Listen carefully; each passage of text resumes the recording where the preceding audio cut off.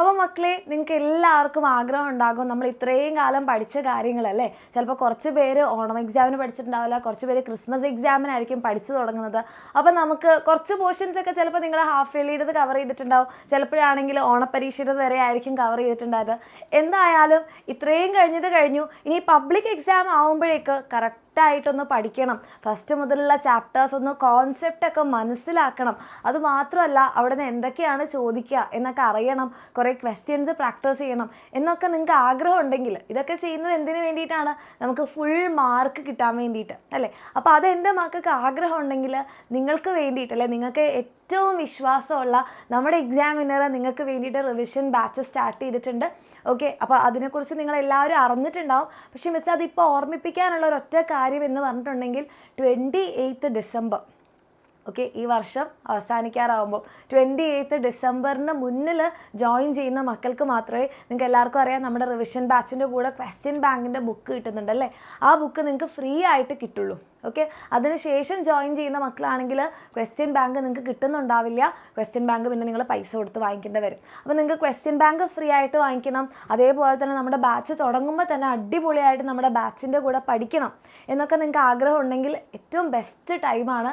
കാരണം ഒരു നല്ല കാര്യം ചെയ്യുമ്പം നമ്മൾ ഒരിക്കലും എന്ത് ചെയ്യരുത്, നാളെ എന്ന് മാറ്റി വെക്കാതിരിക്കുന്നതാണ് നല്ലത്. ഇത് നല്ലതായിട്ട് നിങ്ങൾക്ക് തോന്നുന്നുണ്ടെങ്കിൽ എൻ്റെ മക്കൾക്ക് ഇത് നമ്മുടെ ക്വസ്റ്റ്യൻ ബാങ്ക് കൂടി ഫ്രീ ആയിട്ട് കിട്ടാനുള്ള ഒരവസരമാണ്. 28 ഡിസംബറിന് ശേഷമാണെങ്കിൽ നിങ്ങൾക്ക് ബുക്ക് ഫ്രീ ആയിട്ട് കിട്ടുന്നുണ്ടാവില്ല. അപ്പോൾ താല്പര്യമുള്ള മക്കൾ എന്ത് ചെയ്യുക, താഴെ കാണുന്ന നമ്പറിൽ നിങ്ങൾക്ക് മെസ്സേജ് ചെയ്യാം, ജോയിൻ ചെയ്യാം. ഓക്കെ, അപ്പോൾ ഇതിൽ എന്താണ് കിട്ടുന്നതെന്നുള്ളത് നിങ്ങൾക്ക് എല്ലാവർക്കും അറിയാം. കംപ്ലീറ്റ് ഫസ്റ്റ് ടു ലാസ്റ്റുള്ള ചാപ്റ്റേഴ്സാണ്.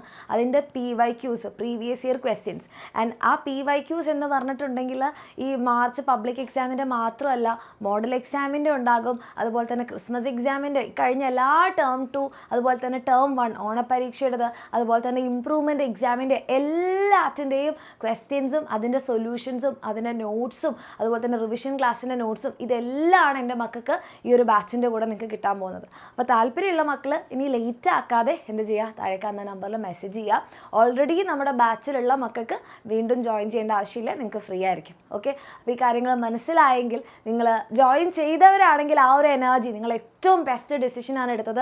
അതുമാത്രമല്ല, നിങ്ങൾ നേരത്തെ ജോയിൻ ചെയ്യാതാലേ നമ്മൾ ബാച്ച് തുടങ്ങുന്നതിന് മുൻപായിട്ട് നിങ്ങൾക്ക് ആ ബുക്ക് നിങ്ങളുടെ വീട്ടിലെത്തണ്ടേ, പഠിച്ചു തുടങ്ങുമ്പോൾ നിങ്ങൾക്ക് ബുക്ക് വീട്ടിലെത്തണ്ടേ. അപ്പോൾ അതിനെന്തായാലും കുറച്ച് സമയമെടുക്കും. അപ്പോൾ നിങ്ങൾ ലേറ്റായിട്ട് ജോയിൻ ചെയ്ത് കഴിഞ്ഞാൽ ആ ബുക്കിലുള്ള കാര്യങ്ങൾ നിങ്ങൾക്ക് നല്ലപോലെ യൂസ് ചെയ്യാൻ പോലും പറ്റില്ല. ഓക്കെ, ഫീസിൽ മാറ്റവും വരുന്നില്ല.